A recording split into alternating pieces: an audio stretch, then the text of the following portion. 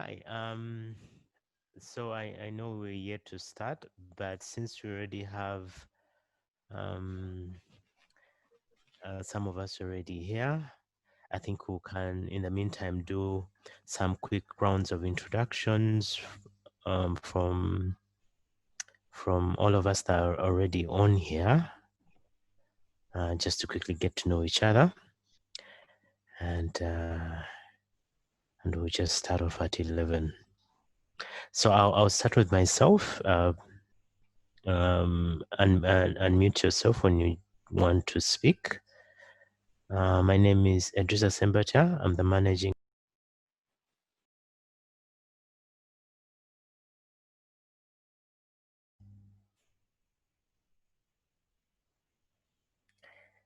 Okay, let me just go. I think we lost him for a minute. Okay, I think I'm back now. All right, my name is Edrisa Sembacha. I'm the managing director of Finding XY, and also the representative of Seed Uganda. Seed Uganda is a program that is being implemented by Finding XY on the behalf of one of our partners called Adelphi. So I'm happy to be here. And I know there are so many experts here. So I'm looking forward to learning from everyone that has joined this webinar. Okay, that's great. That was Eddie Sembacha from Finding XY, and I'm going to give an opportunity to our second speaker, that is Marcel Compson, to introduce himself so that you can all get to know him. The floor is yours, Marcel.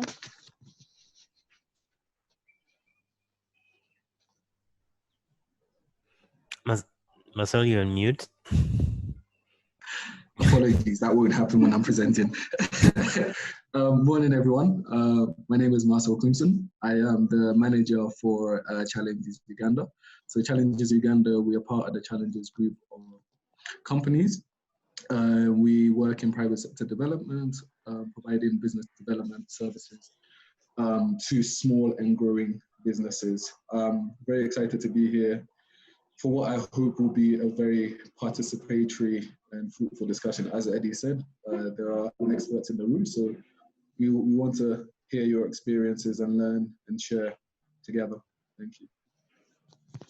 Okay, thank you, Marcel. If I'm to introduce myself, I'm Merab Tuinomsha, the project analyst at Finding XY. Basically, I look at the programs we're having and the projects we're trying to implement, make sure that they're feasible, track the progress, and make sure that such hostings that we're doing all go on smooth. So I welcome you all to this webinar. Feel free to engage with us, drop a message in the chat box if you have a question or anything, so that we can get to understand your views and make sure we're on the same page. So just to give a brief introduction about, or a reminder about this webinar, we realized that due to COVID-19, many businesses have been hit so hard. Some haven't revived, others are still struggling to make it. So we thought that maybe an opportunity to share some insightful information on how you can actually diagnose your business, to find out the key challenges that you're facing and how you can brainstorm on those solutions and find out the ideal or final solution to tackle some of the key challenges you're facing. So this is where I once again introduce our speakers who are going to take us through these two important topics. That is one, which is diagnosis of your business to find out the key challenges, and then Eddie, who's going to take us through how you come to that final solution. Next slide, please.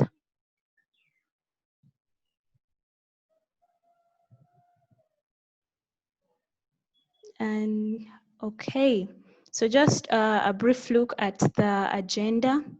I hope you can all see what's appearing on the screen. we're going to have a brief introduction, just that I can see more people are joining in. So I'm going to share a poll where you can all just tick which organization you belong to, whether you're in academia. So something should be showing on your screens right now, and it's going to take 1 minute. So feel free to just pick the organization you fall under.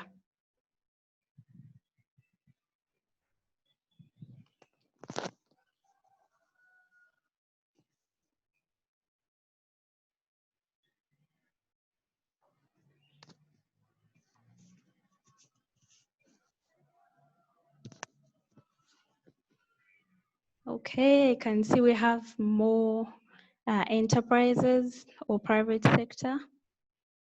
Thank you all for creating time. I'm seeing incubators and academia or universities. Okay, I'm going to end the poll in 5 seconds. So I hope you've all. Okay.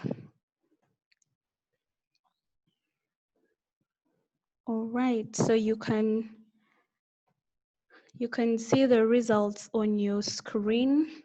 So we can see we have mostly enterprises or SMEs, which is good, and incubators and research organizations. So you're all welcome. Okay. So as on your screen, this is the agenda, and it's going to become more practical as the facilitators take us through. So Marcel, the floor is yours.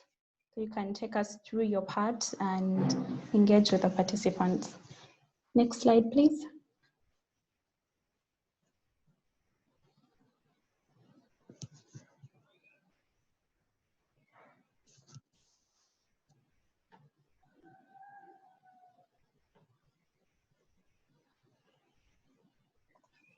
My section, what I am going to cover is essentially how do you diagnose your business, but this is how do you improve your business success. So we're going to try and understand the importance of diagnosing your business. Move on to the next slide, please. So the first question I want to put to the group is, what do we mean by diagnosing your business? If people can just take a minute or two, just to write in the chat box what they think I mean by diagnosing your business. Just anything. It can be one word, it can be a short, just a couple of words on what you think we mean by diagnosing your business.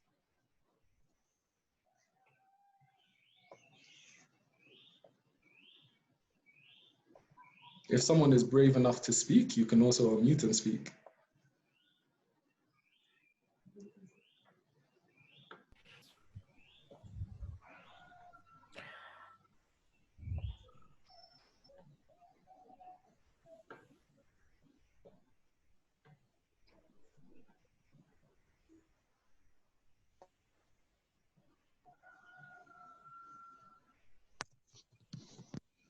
Yeah, thank you, Charles. So Charles has said trying to discover what makes your business tick. Yeah. Merhaba, are the participants able to speak? If they Yeah, want to speak? yes, I've allowed everyone to talk.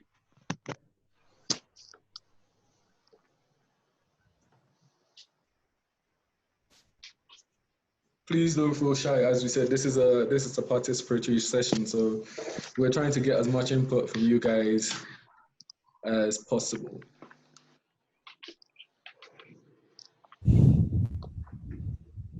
Is my mic on? This is Dennis. So, yes, hi Dennis. Diagnosis, I could use an alternative. Is Dennis? Okay, go on, Dennis. What I was saying that diagnosis, an alternative to that is like a self-review. it might be triggered by a situation you want to farm. It could be a challenge, it could be a problem. So you take a diagnostic activity to validate that what you are thinking, the challenge is real, and you try to think about how to overcome that challenge. Okay, thank you. And then someone else had their hand up. Is it Suwale? Hi, Marcel. Hey. Hello? Am I loud enough? Yes, we can hear you, Sam. Yes, Hi, you are. Merabi. How are you? I'm all right. How are you? I'm good, thank you. Eddie, how are you? Good. How are you? I'm good. I'm good. I had to join in you guys. Yeah. Marcel, in my view, my understanding of diagnosing your business is coming from a standpoint of where, say, for instance, this particular business is facing certain challenges or is undergoing through a certain situation or through certain circumstances. Now, what you may have in most instances is just some symptoms of things not going right. Now, this is the situation where you probe further, you ask yourself questions to sort of come up, find out what are the underlying causes of whatever you're experiencing. Be it low sales, you're not meeting your targets, and you just want to understand what could be the situation underlying or causing that. So it's where you go deeper to just understand the root cause of whatever situation you may be going through as a business. Thank you. I think I can move on to the next slide because I think that was a very, very good summary. You've done my job for me.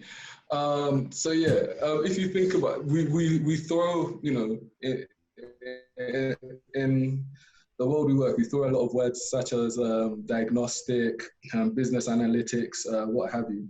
But really, it is, as Suwale, I'm hoping I'm saying your name right, said, it's trying to understand if you have problems in your business, is trying to really dig further, ask questions to find out what is that root cause problem or problems and how they are interlinked and how they're affecting the success and the survival. In the times we're in now, lots of things are changing. So it's good for businesses to be aware of that process, to be able to ensure that survival. So here are the key learning objectives that we're going to try and cover in my section now.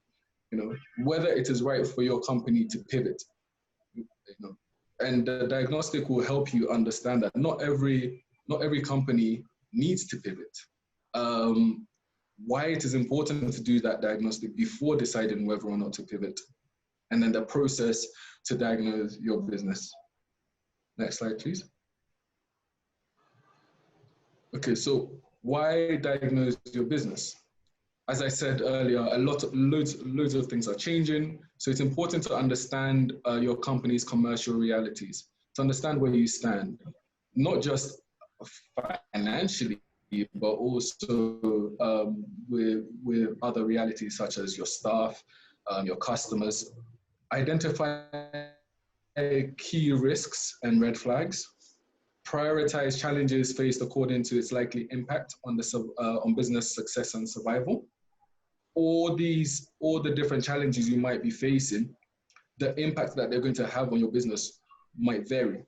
So you need to be able to prioritize accordingly so that you're applying the right treatment to the right problems.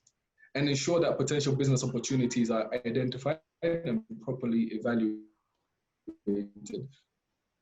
So when we're talking about pivoting, it's not all about, you know, my business is performing so badly, I need to change, capitalize on. And that's also very important that it is properly evaluated.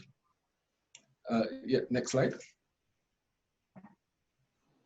So the process to go through. The first thing is to do an internal analysis. Understand what is happening in your business. And then you move on to the external analysis.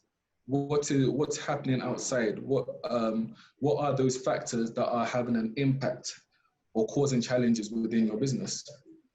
Projections and forecasts. Suwale talked about targets. If you're not meeting your targets, so does your company have projections? What are they? Have they changed? Have they been impacted? Have you reevaluated? And once you've done that, you ask yourself the question, would a present approach optimize our performance? Then from that, you can decide, should we pivot? And if so, what do we need to change? Or you might say, no, we don't need to pivot. So internal, these are some of the factors to look at internally. The people. People are very, very important to your business. And when I mean people, I'm talking about your staff.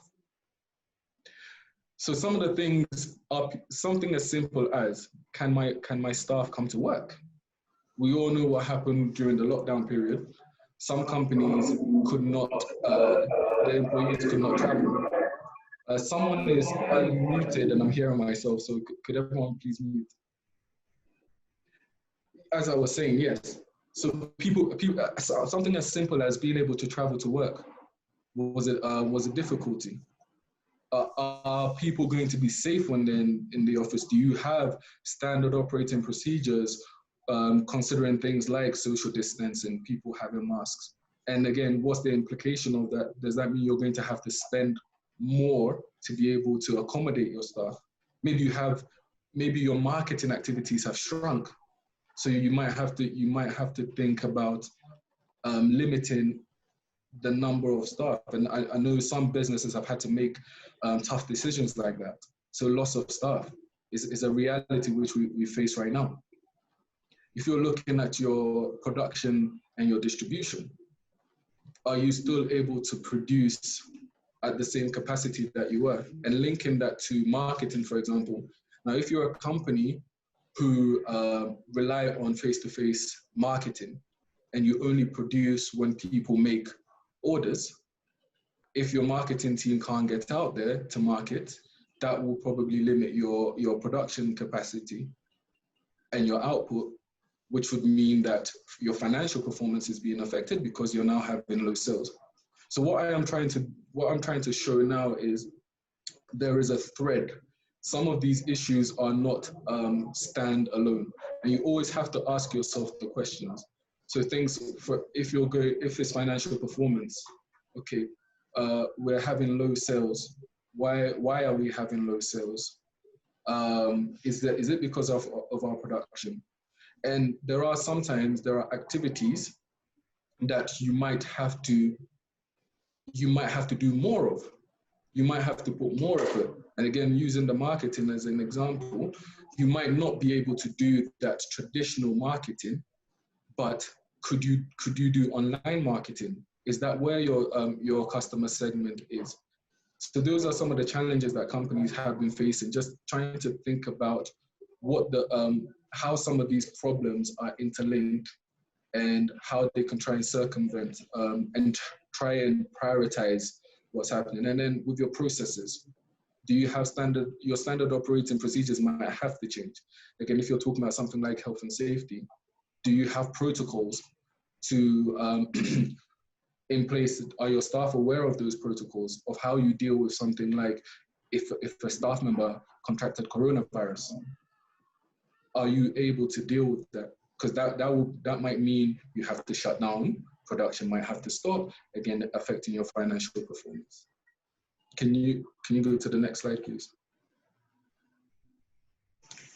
Now, the external factors and some of the external challenges that you might be facing, and I think one of the biggest ones, and I'll start with customers, my customers are not buying. And that's tied to financial difficulties that your customers might be facing themselves. Some of them have been home, not been working. They might not have the money to purchase your products or your services as they were before. So you might have a reduction in the number of customers. The economy as a whole is facing difficulties. The borders are closed. Goods are becoming more expensive. And if you're an organization whose suppliers are out of Uganda, that might increase the costs of the raw materials that you use. And then you've actually got the fear of coronavirus itself. That also is something that is a challenge with lockdown restrictions that were in place. if you are a company that uses Bodas, for example, to deliver, Bodas have a curfew. Bodas have a curfew at 6 p.m., which means if you're someone who usually could deliver later than 6 p.m., that is something that that will impact your business. And then there are other external issues to think about. Sorry, but because of time, I'm going to move on to the next slide, please. Okay. So talking about projections, over the last few months, the world has changed and it's constantly changing.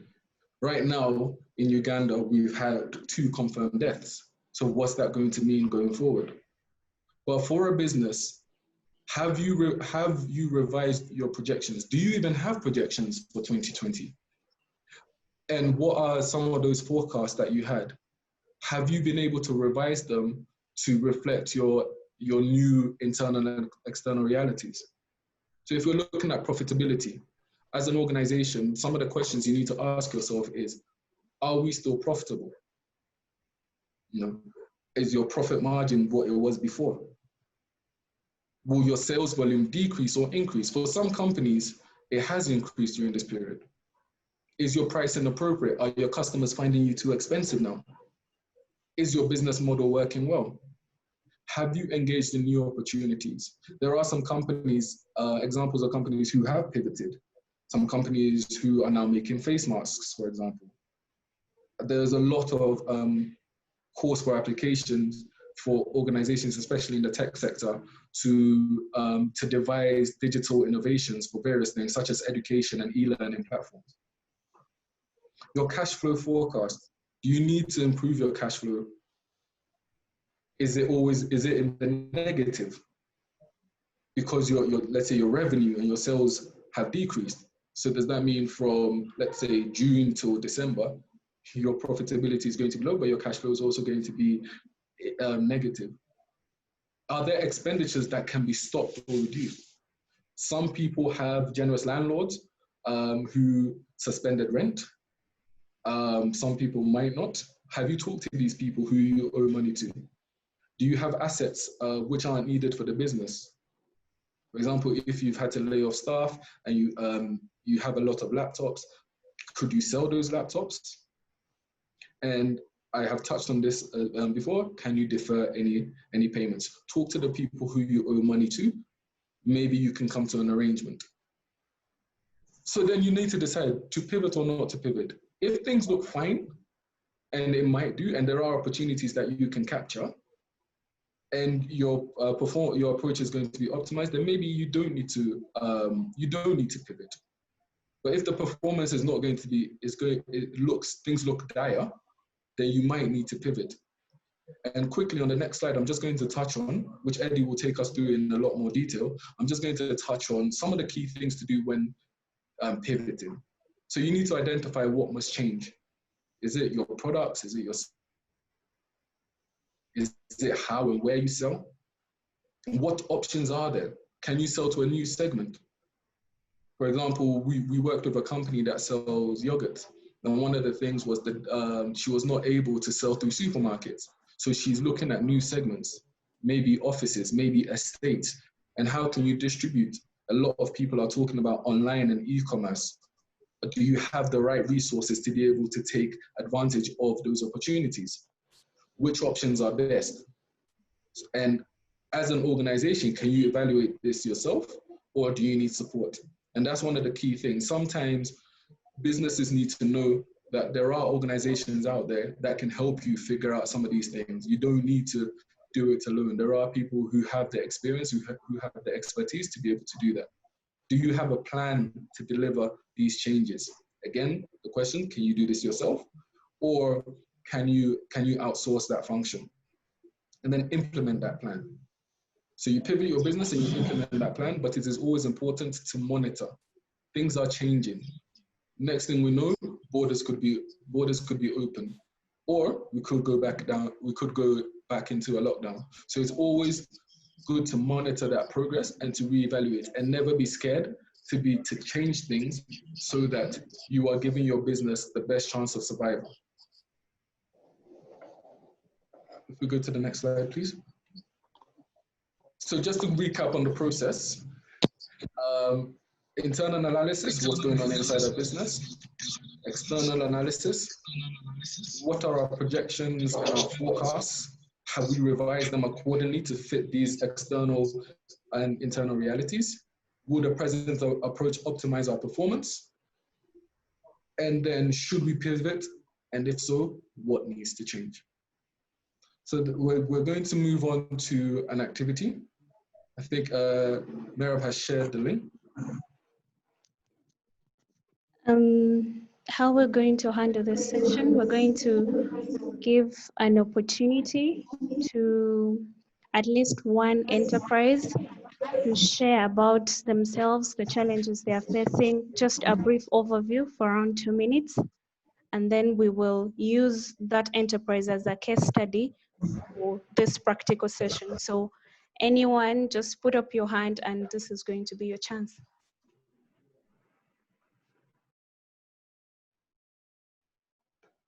Just raise your hand or unmute.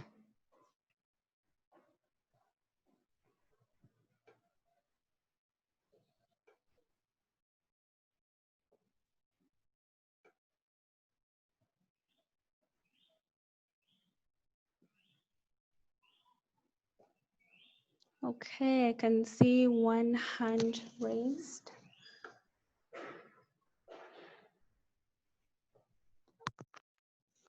Ruth Nandaula, feel free to share about your enterprise.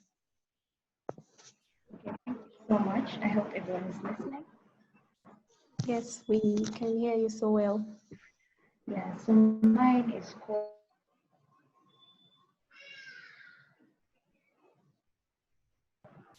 Ruth, we've lost you for a bit. Oh, sorry.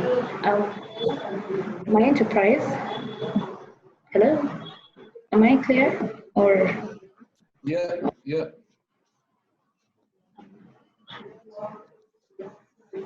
hello? Are you hearing me? My network is kind of sketchy. Yes, I can hear you. Okay, the enterprise is called Rise and Shine Bookshop and Stationers. We deal in books and stationery basically for schools and offices. However, due to COVID-19, certainly the schools are closed, people are no longer working, our sales are really low, and the productivity is in the negative. And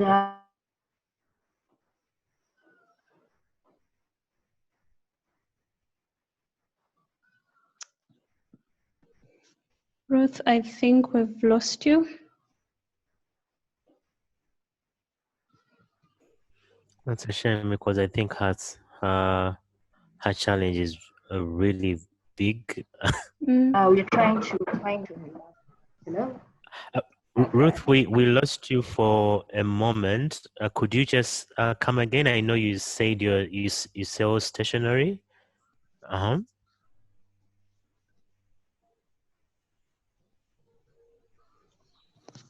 Okay, am I clear now?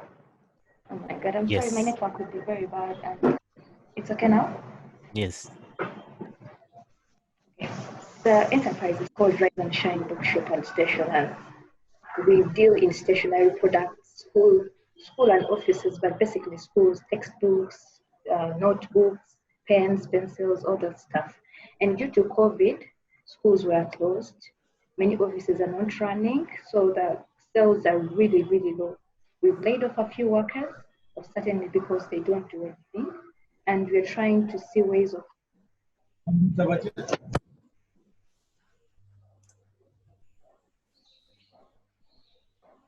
how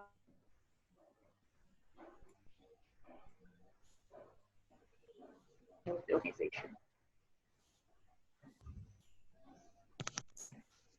I think we missed the biggest part. Can I type it? Yes, you can type it, but for the meantime, I think we're going to use another. Charles had his hand up. I saw Charles. Is it okay? Yes, you can type. You can type in the chat box. Okay. Okay. So I'm going to give an opportunity to Charles. I saw his hand up, and then you can share. Just make sure you have good internet connection so that we can all hear you. Hello, everyone. Hey, Charles. Hey, good morning, Ruth. Good morning, Marab. Good morning, Charles. Morning.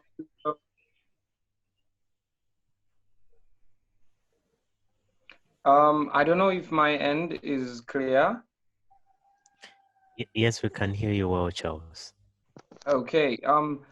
Mine is a tech startup. I'm a tech guru of sorts, and I've had this tech computer company for the past 2.5 years now. Yeah, and previously we were majorly doing web development and web apps and so on and so forth. But lately, I think it is because of this COVID-19 period and people not having the ability to move as they wish to, and all the presidential directives and the Ministry of Health recommendations that we stay at home and stay safe and all of that, having schools closed and so on and so forth. We have experienced a spike in demand for tech products that were before COVID-19 looked at as something of a distant future. I don't know if everyone is still with me. Yeah, we can hear you. Yeah, so we developed a tool that is like a learning center, but it's a course-based or module-based e-learning management system where you can have instructors develop content, okay, for students online in form of videos or in form of interactive assignments that they can give handout to the students, and then the students can perform whatever assignments they've been given and then submit it back to their instructor and so on. It's course based, yeah, so you do a course and then you complete it, and then you get assessed for that course. So before COVID-19 we had trouble having institutions buy into the idea of such a learning system. But now my phone cannot stop ringing. In fact, I have a client that I have had to push over to around 1/2 past midday because I need to attend this meeting. And demand for products such as those has gone up because of COVID-19. And I think my company and some of our software that we develop could help Ruth, who seems to be struggling with her own business. For me, she sees a challenge and her business has taken a hit. I see an opportunity to help her bridge that gap between what she does and what people need. Yeah, something to help boost her sales. Maybe take some of the things that she sells and put them online so she can earn money while at home, not necessarily having people to visit her shop and stuff like that. Yeah, so I think that's my contribution for now. I hope that was clear. Yes, it was clear. So we're going to take you through this, what you can see on your screen. Marcel is going to guide you in this step. You will state your internal challenges in your processes, in the production and distribution, the economy, and then we'll just keep on typing this detail, and it's supposed to take a very, very short time. So if you could share what your internal challenges, especially in processes. I think we can all think, for example, I think, sorry, myself, but it would be nice, like, to get everyone involved. If you have a contribution to make to Ruth, because I think this is how this works, on what she's going through with our business. We can all use our experiences to see how we can brainstorm this piece being done by Marcel. No, I definitely agree. So, for example, Ruth has typed what her issues are in the text in the chat box. So I hope people can see. So for example, with people, the first thing is she's had to lay off workers. So that's something.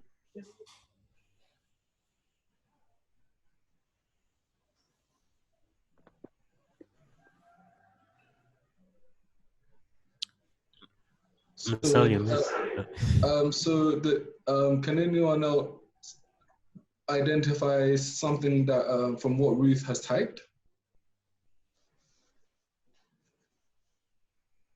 Can people hear me? Yes, we can hear you, Ken.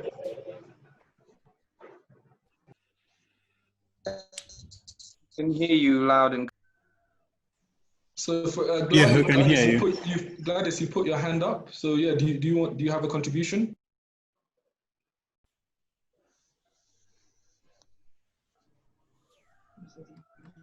Sorry, we're late signing in. Thank you for sending us the invitation. I think we'll just listen for now. I had internet connection issues. Thank you.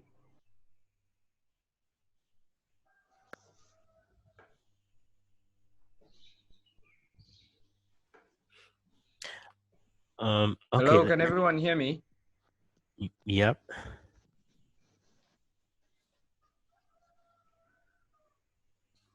Hello, can anyone hear me? Yes, we can hear you. Yes. Yes, we can hear you.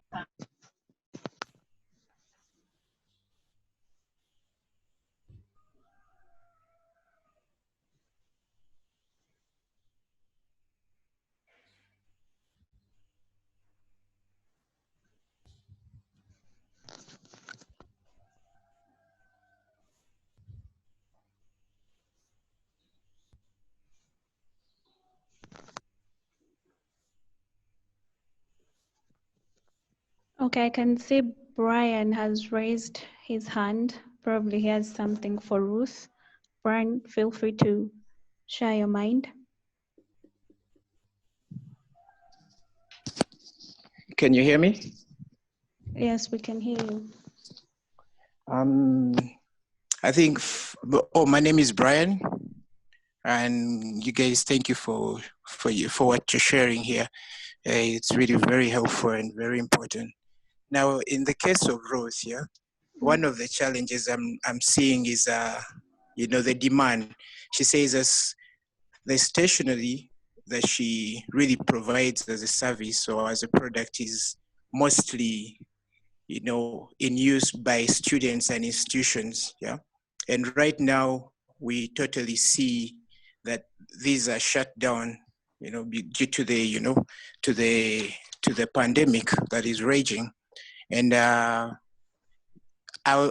just want to ask, yeah, and maybe it goes a long way in contributing to this conversation. Like, in this case, this kind of demand, yeah, how is she going to improve, the demand for her product, even as we know that, the students are not in school and the demand for the kind of product has realistically gone down. I don't know if I make sense with my question. Okay, that should be directed to Marcel. Marcel, are you still there? Hi, sorry, I was trying to write down the question. Could you just repeat it again?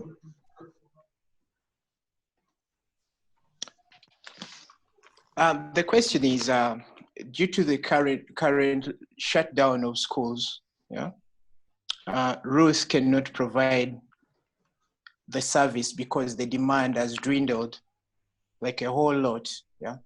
How then can she overcome this challenge, of being able to provide scholastic material to institutions or that are really, in the meantime, that are non-existent, and knowing that now studying has probably shifted from more of the need for stationery and printing and all the scholastic materials to to maybe studying e-learning. Everything is on computers and iPads. Does she just need to switch her whole process entirely? So my question is along those lines, really. Yeah, thank you for the question. I think the first thing I would say is switching entirely is not always the answer, right?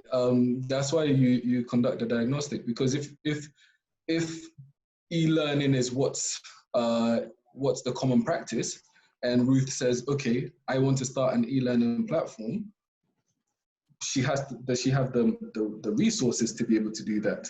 Does she have the expertise to be able to do that? Those are just two questions that she would have to ask herself.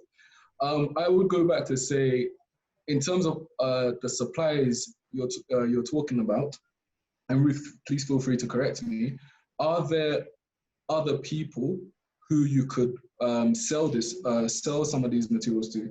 For example, again, correct me, but offices, could you sell the stationery to offices?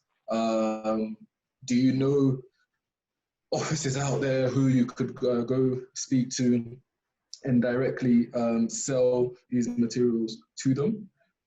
If you sell storybooks, for example, I know a lot of things is on e-learning, but maybe parents still want to encourage their children to be reading from home. So could you advertise online some of these storybooks that parents could buy? Could you do some promotions to be able to sell some of these storybooks? And I guess what Brian was saying was, yes, everything is about digital and e-learning, but we also have to be realistic that not all families have access or have reliable access to the internet. We have seen, one of the things we've seen right now is the disparity. You can say it's based on income inequality, but there are, for example, international schools, and this is the same in developed countries, so I'm not just saying this is a case for Uganda, but there are international schools who are able to continue lessons online. However, most schools, students are still at home. So even if you're going to do an e-learning platform, not all parents can afford reliable for there still could be those needs for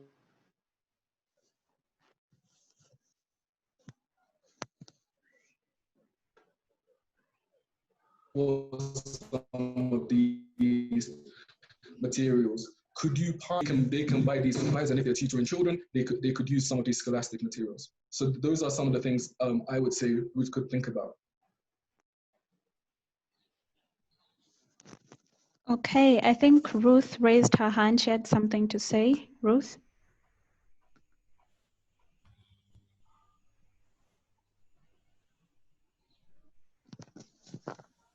Okay, I think network is still a challenge. For the meantime, you keep on suggesting those solutions in the chat box, but because of time, we have to move on to the next presentation, where we're going to look at these solutions and finally prototype one that we are going to use. So Eddie, the floor is yours. Yep, thanks, Merab. So there were two more challenges I think that were shared. There was one from Hilda Babire. She says, "Hello, I'm Hilda. I'm co-founder of Divine Coffee. I hope I've pronounced it right. Limited, that provides embroidery and branding solutions for small to medium-sized companies. However, due to COVID, we have had to shift our business model. We had opened a production house downtown, but we were working on moving out as clients are not coming in as often, and it doesn't make business sense to keep paying rent. So their business is branding solutions for small and medium-sized companies. The challenge I hear there, Marcel, is they put out he rented space but they're not receiving customers to support or to provide these services to. And there was also one from Dr. Gladys Kalema, who says, hello, our company is Gorilla Conservation Coffee. Our challenge is that since the lockdown due to COVID-19, our sales have gone low because our business depend on tourists. Right, so that's an issue of sales going low because the tourists are not coming in. Okay. Marcel, do you want to respond? And I go into the solutions. I'm just trying to read through it again. Yeah. So that's Hilda? Yep, that was Hilda and Dr. Gladys.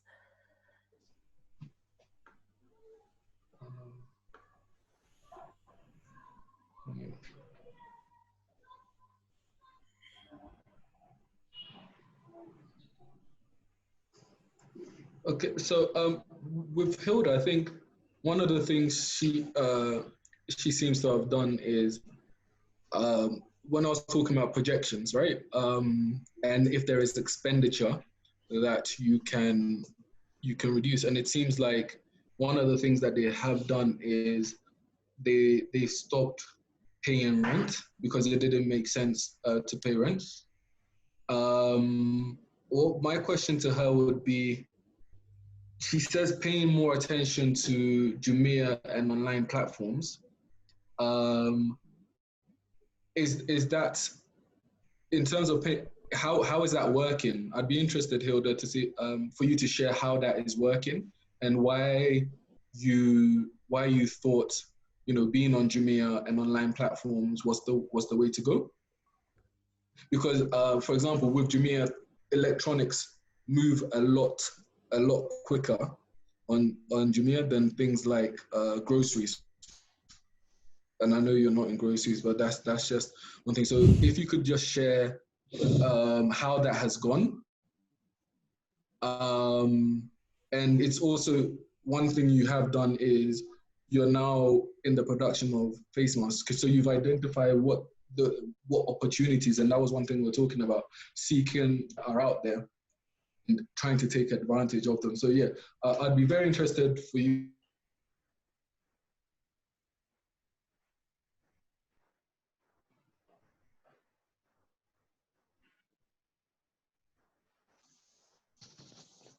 that's good in terms of the online platform, and are people are you selling to customer segment?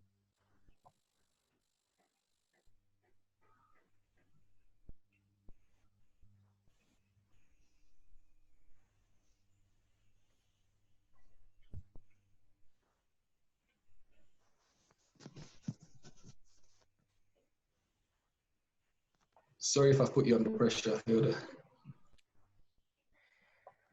It's okay. Yeah, you can type it. I'm just very interested because it seems like you've identified some of those solutions. I was just interested in how you came to those solutions and what plan you have in place to try and capitalize on some of these opportunities.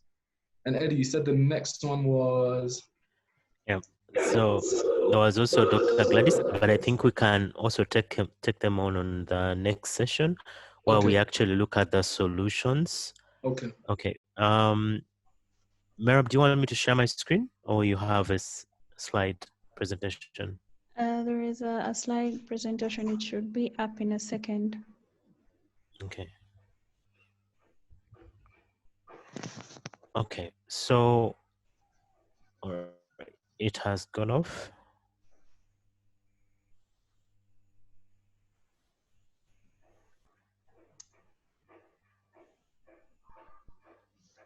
Okay, maybe share screen. Eddie, before you go on, I think a good point has been made. People are typing, but it seems like they're only typing to the panelists. So some of the things only we can see. So please ensure that you're typing to all panelists and attendees. Yeah, Charles has made some good suggestions for Ruth. I will just copy and paste that in the chat for everyone. Okay, please select that there is an option of writing to the panelists, and then there is an option of writing to all panelists and attendees. So you select the option of writing to all panelists and attendees if you want us to see your comment. If you want everyone to see your comment.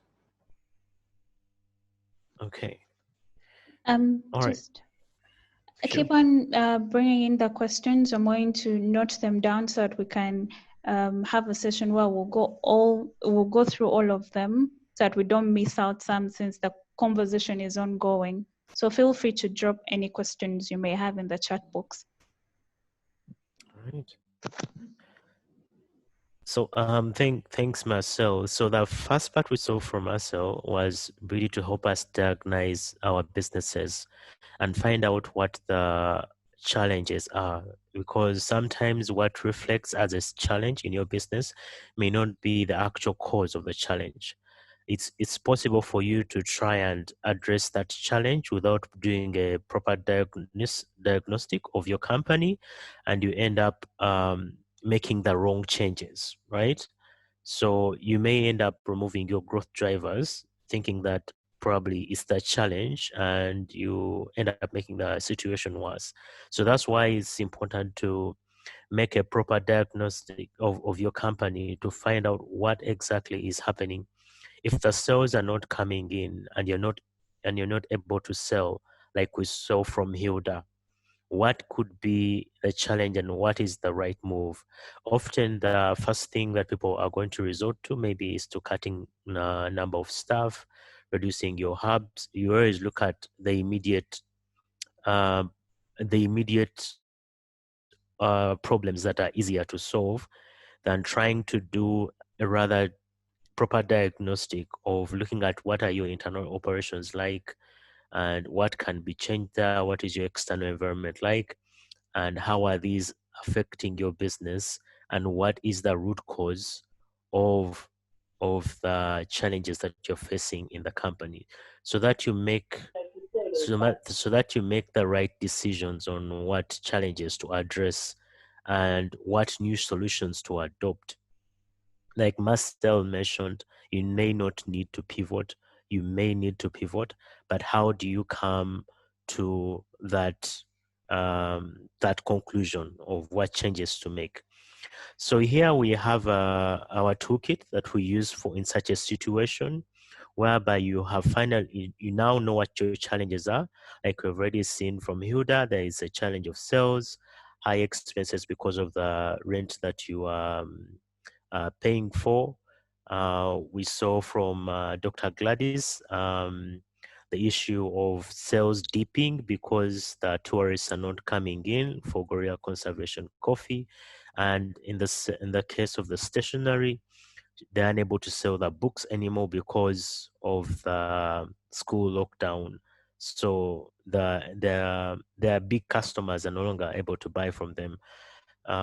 So this toolkit here is called a solutions prototyping toolkit, where that helps to guide you in how you think about your solutions, having identified the challenges, which is going to be the first step. Next slide, please.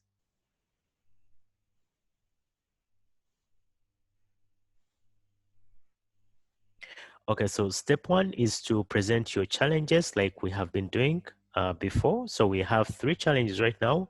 We have inability to sell books because the schools are locked down. We have Hilda, who's unable to carry on the branding businesses due to the high expenses currently for the space that they have been renting, and laying off of the staff. And we also have the challenge of lost sales from Dr. Hilda's, Dr. Gladys's company, because the tourists are no longer coming in. So first step is to present the challenges, and then you collect the solutions and prototype your solution. And that's the process I'm going to take you through of what you need to think about. So the key outcomes for this will be to define your organization's key challenges, gather as many solutions as possible, where I'm going to ask for your inputs through the chat, through your voice comments, and then develop an implementation ready solution prototype to your key challenges. Next slide. So in the first step, when we are looking at challenges, we think about what challenge has your enterprise spent most time on addressing, because your enterprises have had challenges even before COVID-19. Has COVID-19 just escalated the initial challenge that you had? Because it's easy to put the challenges on COVID-19, yet the challenges were existing before. So what is the challenge that your enterprise has spent the most time addressing? What challenge has your enterprise lost the most resources through, right? And which solved challenge will generate the most benefit for your enterprise? Now that will be step one. And then step two, we'll collect solution ideas, right? If we know what these challenges are, what changes within the what changes within the current enterprise structure can be made to address these challenges. These may be internal structuring, or people having the wrong roles, or overhiring or underhiring. What measures can your enterprise take to address the key challenges, and which networks or partners can benefit for the enterprise to solve its challenges, and how? Next slide. Okay, so the first step here is to identify the challenge. For example, um, we have categories here of different challenges that you may go through, but they may be more than this. We have skills and technical resources. We have traditions, mobilizing institutions, natural resources, markets. Have challenges like poor marketing reach. Under traditions, maybe you have cultural barriers. Maybe it's a corporate tradition for you to do certain things, certain ways that you need to change. Maybe your challenge is mobilizing institutions because they are no longer open, right? And you can no longer reach out to your main clientele who are institutions.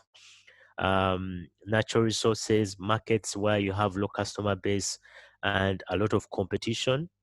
Financial resources, which are usually cash flow problems um, due to the inability to sell your products. So when you identify the many challenges that you have, you finally pick out, like we mentioned in the first instance, what challenges have you spent a long time addressing, which challenges have a key impact on your enterprise and how you're operating. You identify which are the enterprise's key challenges that are going to affect either the growth or sustainability of your business, and choose to address those. So this already points out that it's not necessarily that you're going to address all your business challenges in one day or in a go, but it's important to address those that are key, and maybe they will spiral into addressing other things that are seeming like challenges to your enterprise, and they will be resolved automatically.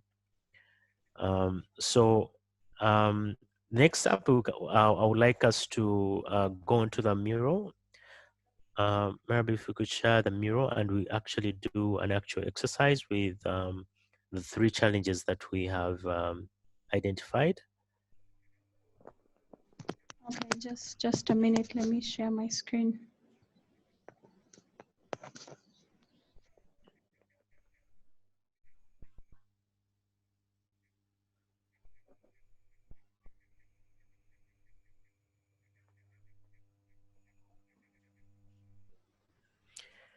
Okay, so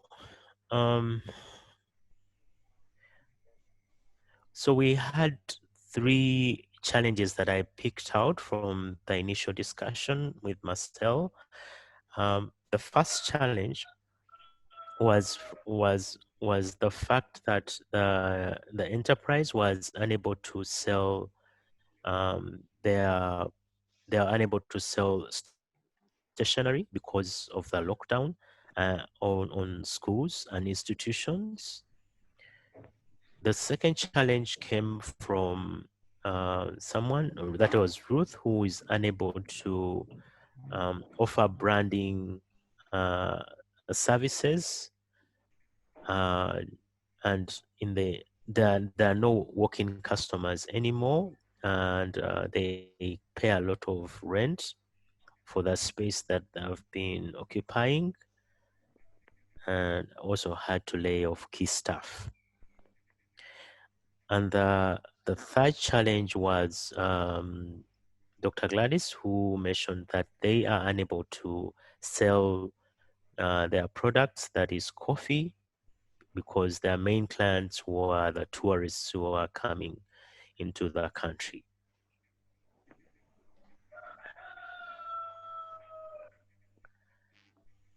Okay, I'm happy brainstorming these challenges all day, but I know I'm surrounded by over 22 experts on this call, on this webinar. So I'm going to ask us to contribute to, like I shared before, we lay out the challenges first, and I'm going to assume that these are the key challenges for these enterprises. And then we brainstorm solutions to these challenges. Now,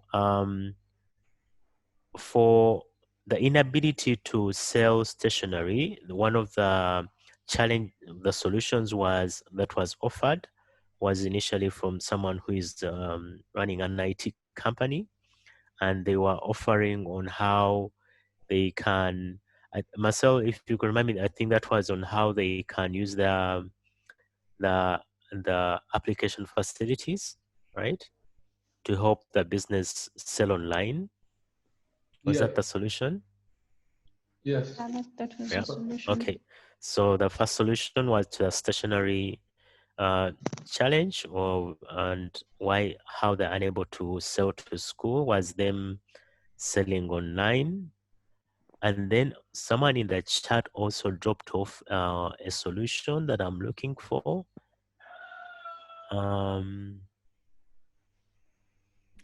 But feel free to please share any solutions that you have to these challenges as I look up that solution. It was shared earlier.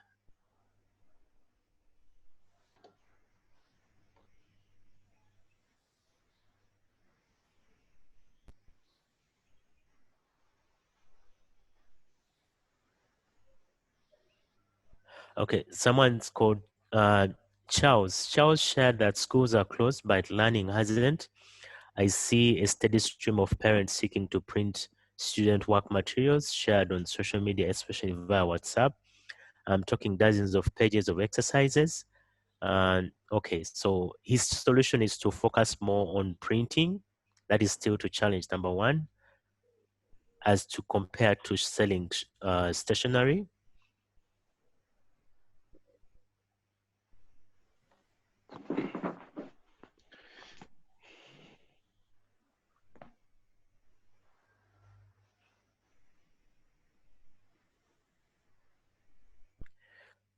He goes on to say there is currently an explosion in demand for paper-based exercises for students that are staying at home.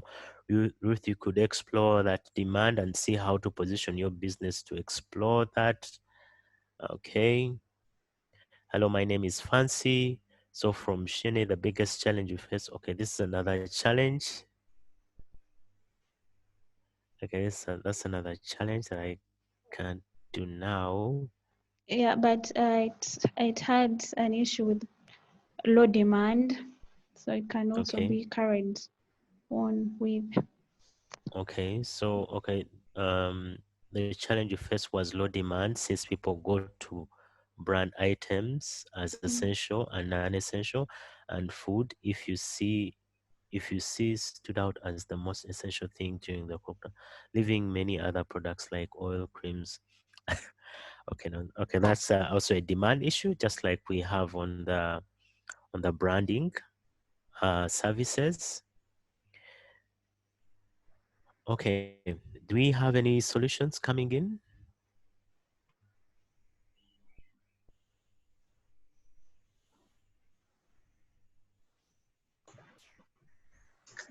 Can I say, I think a good practice is always when, in terms of solutions, you can start as wild as possible. Yeah. Try and brainstorm everything under the sun, and then narrow it down to things that are a bit more realistic and a bit more practical, and then try and evaluate those. So you could have any idea right now, and then we'll try and focus as the discussion goes ahead. Yeah. Okay.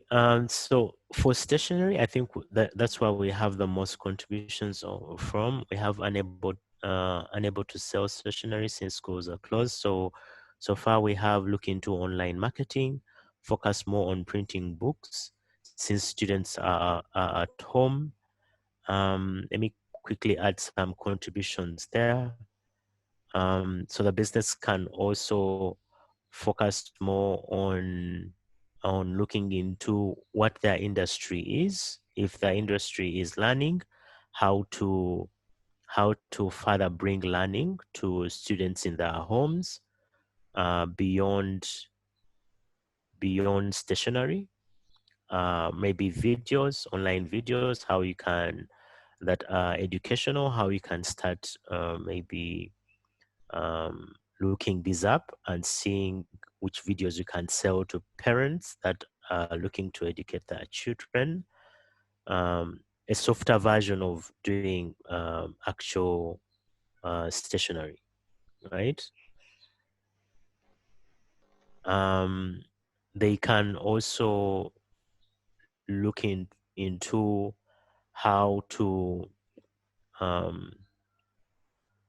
make learning better, for example, because as you can see, the government has gone for media as a way of training and teaching students. So how can you improve learning for students? And you can do that by looking at what are the challenges, for example, things to do with maths, partnering with some of these media outlets on how they can send materials to maybe district local councils, or if you partner with entities like UBC that are responsible for these learnings, is there a way would the government be interested in identifying particular schools that can distribute to former students some of these learning materials? And also looking at other stakeholders that are being affected by this learning issue. What are they looking at as a solution?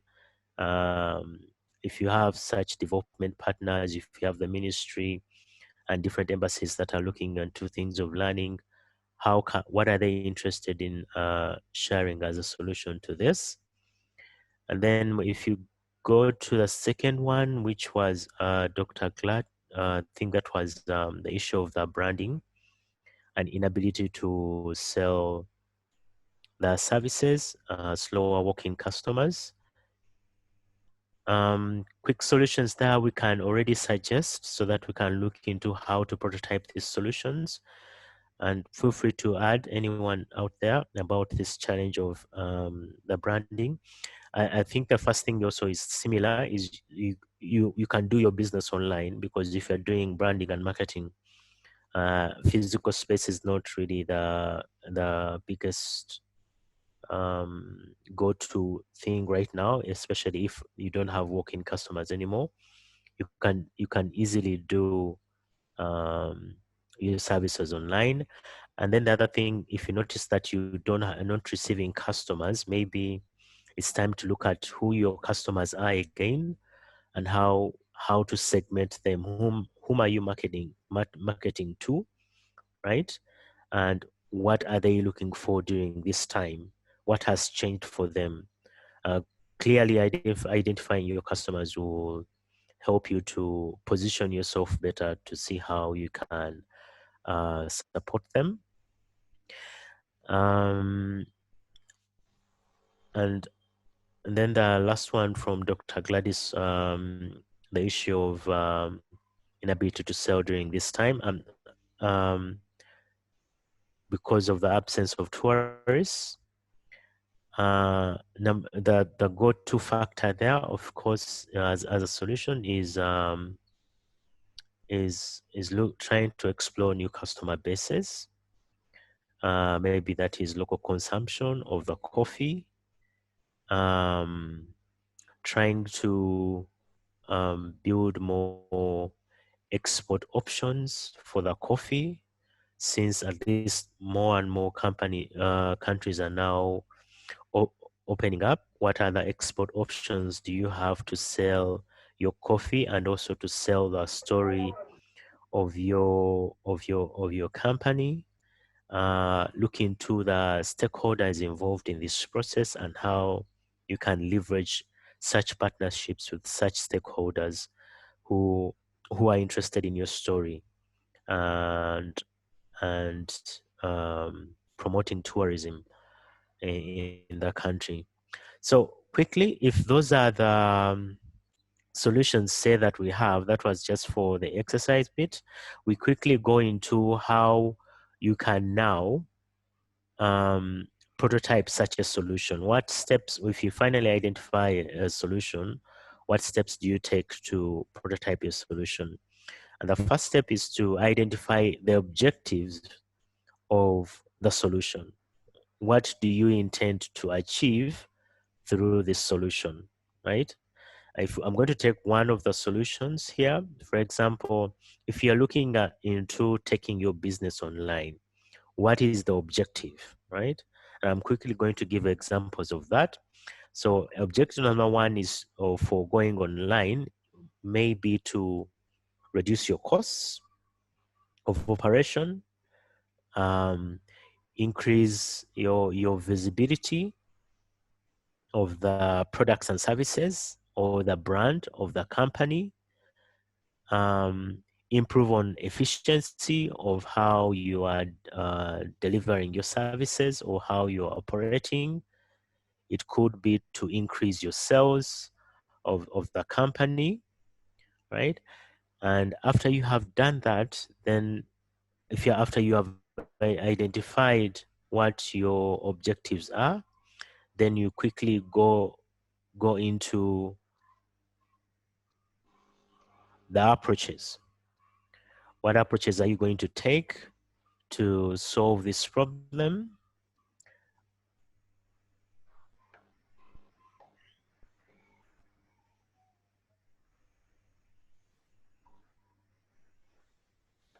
What approaches are you going to take to solve this problem? And these are more of like measures to implement the solution. What approaches can you take? If you're going to develop an online solution, this is when you start thinking about what do you need to develop an online solution, of what percentage impact or changes is this making to your business? Are you fully going online or partially going online, or it's just a temporary measure that you are adopting in the meantime? So what approaches are you going to take? And this also speaks to how much resources that you're going to have to utilize in order for you to take your business online. So what approaches to take when you're going online is to make a quick assessment of how this impacts your business. What is the cost of you going online? How many of your customers are online? Who is the service provider that is going to support you to take your product online? And how does this affect your business 1 year from now, 2 years from now? How do you see this transition your business? And after you have done that, the next thing for you will be to quickly also look at who are your external partners that you can look at, or resources that you need to partner with or work with to do an online service. You don't have to fully go out on your own. Are you going to partner with established entities like someone mentioned earlier, working with Jumia and other service providers that are already online? Are you going to already build your own online solution and leverage software engineers to already help you to do this? Do you have partners that you have been working with in the past, and are they willing to help you out on how you're transitioning online? Such partners can be people that you've been working with to export your products or to import your products, or people that have been some of your loyal customers that you have been working with and are essential to the operations of your business. And after you have identified who your external partners are, you quickly now look into what are your internal skills or structures. If you want to do an online solution, do you have the technical skills that you require to do an online solution? Do you have maybe someone on board equipped to manage the online platform? How are you still going to ensure quality if you're going to do the services online? How are you going to ensure delivery? Do you have the structures for this? If I order for your product right now online, how is it going to be delivered to me cost effectively without jeopardizing your prices and the costs that are involved in delivering your services? And after you've done that, then you look at what are the key next steps for the enterprise. Probably in this case, the key next step is to do an assessment of the cost of designing an online solution, identifying who the service providers are, clearly stating what the impact is going to be, and you can always tell this from your objectives. What is the impact going to be of this solution on your business? And as you identify these key next steps, you also identify who is going to be responsible for which activity. So those are some of the steps that you go through when you're developing a solution for your enterprise, and how you think about it. So just a small recap: you brainstorm what the challenges are in your business and how these are affecting your business. After you have identified them, you identify which key challenges, the ones that you've probably faced for a longer period of time, or the ones that have an immediate impact, or the ones that have the most impact on your enterprise. Then you brainstorm as many solutions as possible, and then identify the most viable solution. When you identify this most viable solution, identify what your objectives are for this solution. What do you intend to achieve with this solution? Why are you committing all these resources to this solution? And then start looking at what are the approaches and measures that you're going to take to implement this solution. Identify who are the external partners that you need, especially your loyal customers. Those are always very important when you're making such transitions in your business. How you can work with them and involve them. If you've had loyal customers in the past, it's always good to share with them that this is why we are in the business and this is the change that we want to make. They'll be happy to share, happy to support you, happy to see how they can work with you to also reach out to their value chains and share this new development that you're making.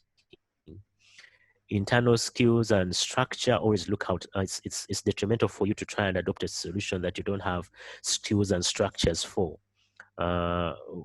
to implement in your business. Maybe it's going to just shoot the costs out of the roof.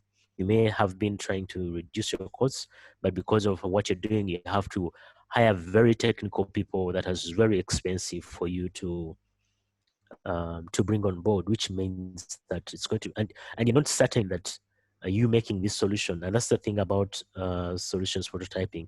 There's no certainty that this is really going to transition into that kind of result that you want. But identify the internal skills that you need and the structures.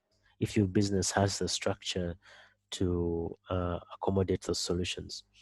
And after doing that, assess your next steps, or what is the next step and who is going to be responsible for that next step, right? Back to you, Merab. Can I just add just two things on what Eddie said? Yes, feel free. So for the objective setting, try and make it as specific as possible. If you can use smart targets or smart objectives, that would be good. Just to go back to what we're talking about, projections. So if for example you want to increase your number of customers, how many customers do you want to increase by? What is the target?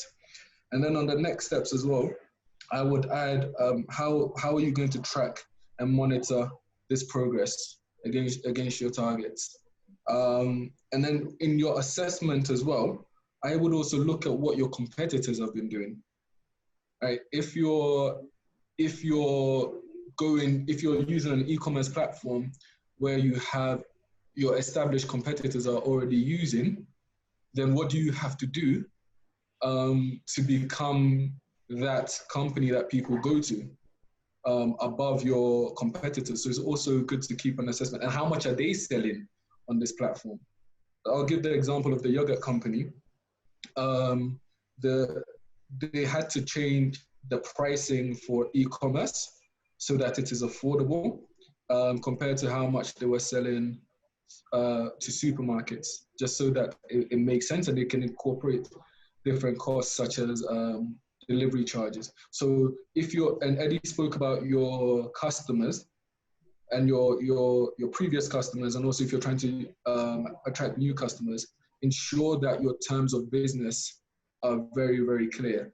So if you're delivering to someone and they live in a certain part of town, ensure that they know how much transportation costs are going to be, as opposed to if someone lived further out, so that you have consistency in how you are operating, and your customers know what the terms of business are, and they're very clear on that.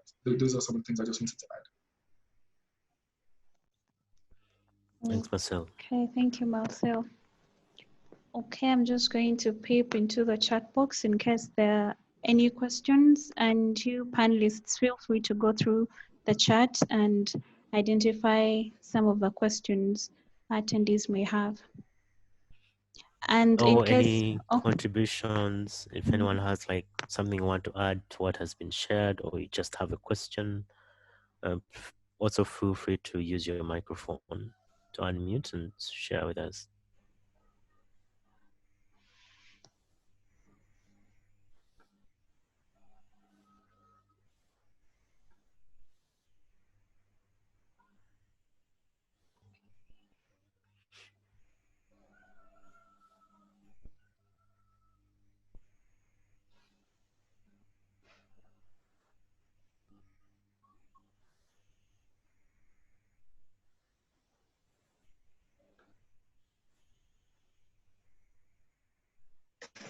If no one has anything, or whilst we're waiting, I would be interested for people to share what kind of support they think they need. Yeah, it would be interesting if anyone could share what kind of support they feel they need to be able to ensure that survival and success of their company.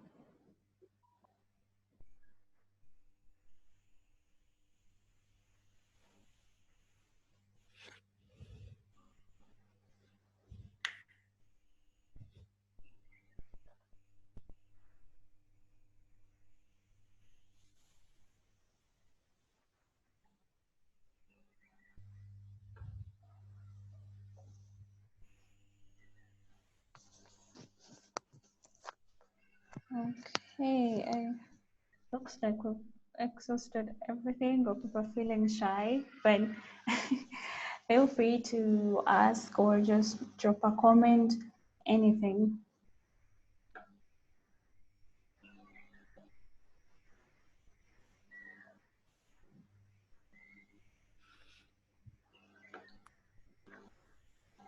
Okay, Gladys shares survival and success of gorilla conservation coffee. So there we go. Number one.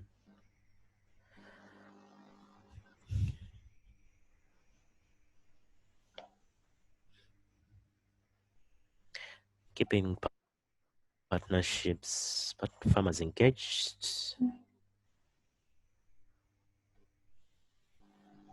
Okay, we've missed the final bit of the presentation. Keeping customers engaged via social media. Financial support would go a long way, as we have loans that were rescheduled, hoping by this time things will be back to normal.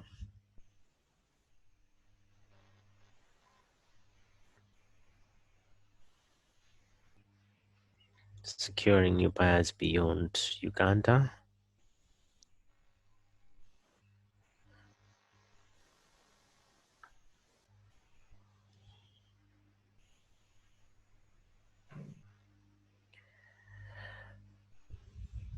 Pitching for grants, so that's still financing. Technical support in terms of machinery to enable me adjust, such as printers and better photocopying machines. Okay, I think because there's lots of support out there. I'm already going to speak to some of the for financial support, depending on what type of enterprise that you're running. There are lots of types of financial support ready available, and one of those that we currently are working on as Finding XY is the Uganda Green Enterprise Finance Accelerator, but that is for green enterprises, where we enable the enterprises access discounted loans. And depending on the size of your business, there are always different types of financing that are really available to your company. Keeping farmers engaged, exploring partnerships. I think partnerships is very key to some of these. And how you can do that, please feel free to share with us some of your profiles of your enterprises. We're always happy to share with our partners. If you have things to do with farmers, we're happy to share with our partners who are working with farmers and how you can work with them to support your enterprises. Kind of to add to that, in terms of support that companies might need. So we at Challenges, we have an enterprise resilience program where we take companies through a one-to-one support, conducting the diagnostic, and then trying to develop action plans to be able to help you implement some of these changes within your company. And we have also been speaking to UGEFA, so the Uganda Green Energy Accelerator, Green Enterprise Accelerator, sorry, Finance Accelerator. And yeah, so we are also a multiplier partner with them as well. Someone is asking, I want to pick your mind, guys, on how to turn your online community into buyers. Okay, so first you need to identify who are your online community and are they buyers, because not everyone that is online can transitions into a buyer. You need to know who is your online community, and as you build this community, be purposeful on how you're building it. Target the right kind of people for your online community. And that's a mistake we usually make when you're building online communities. You probably just go out on Facebook or any other or Twitter channel handle, and you uncategorically promote your services. But you need to be very mindful of who is your online community. You building a newsletter that is purposed to sending direct communication to your target people is one of those. Working with organizations that are related to the type of people that you're targeting online is another channel that you can use, right? And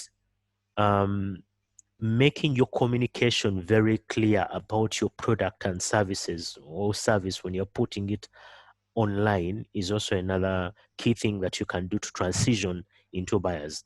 Having numbers, or just having 1 million followers doesn't mean you're going to make $1 million, because not everyone that is following you is really a customer and they're ready to buy your product or service.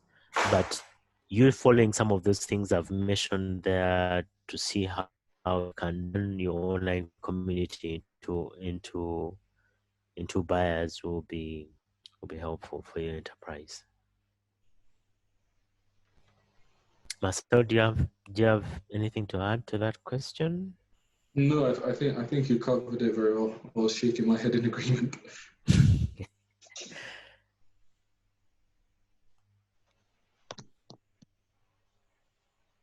Okay.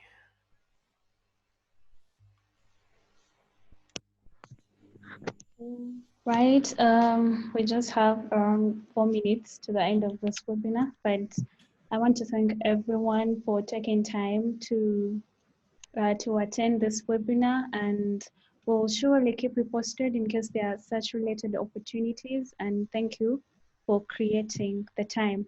For those that may have further inquiries, you can simply send us an email on info@findingxy.com. I've shared it in the chat, or you can also pass by our offices. They're in Tinder. When you get in Tinder, we can simply direct you here. And yeah, so thank you, everyone. Unless anyone has something to say from both the attendees and the panelists.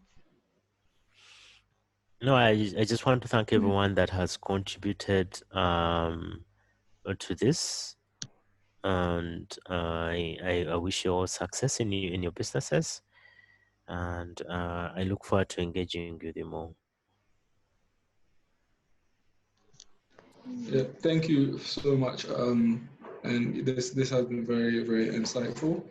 And I hope your businesses are able to stay resilient and keep operating during this period.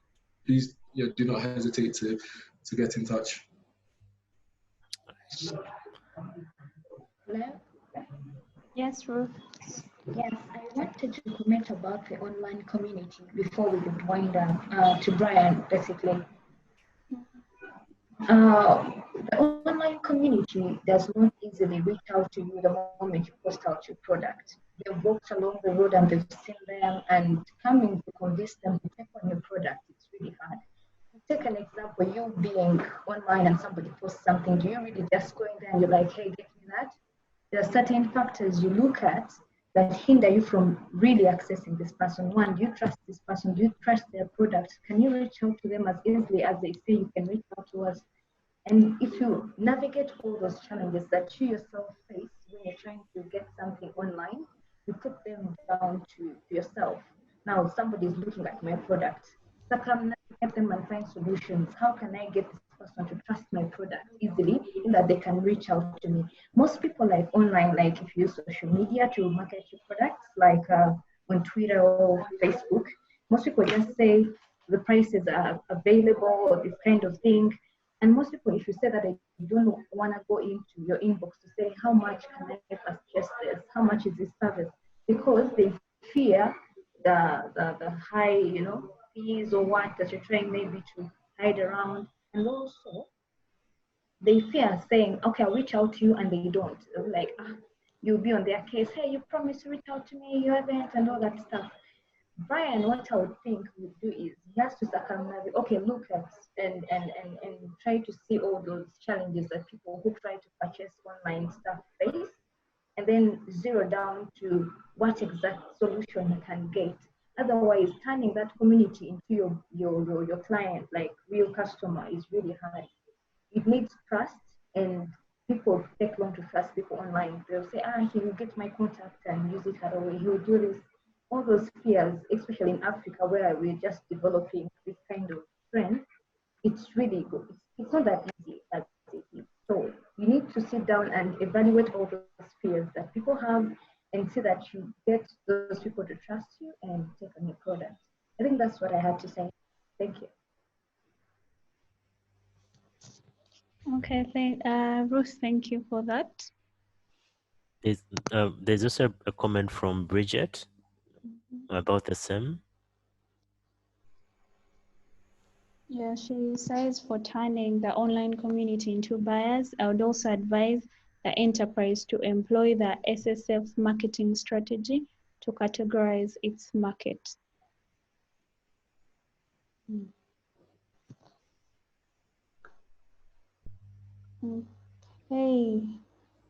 Okay, thanks everyone, but we have to cut this from here and we can continue the conversation via email or our Facebook pages. Just simply look us up and let's keep in touch. And thank you everyone. Have a good day. All right, everyone. Bye. Thank you. Thank you. Bye. Bye.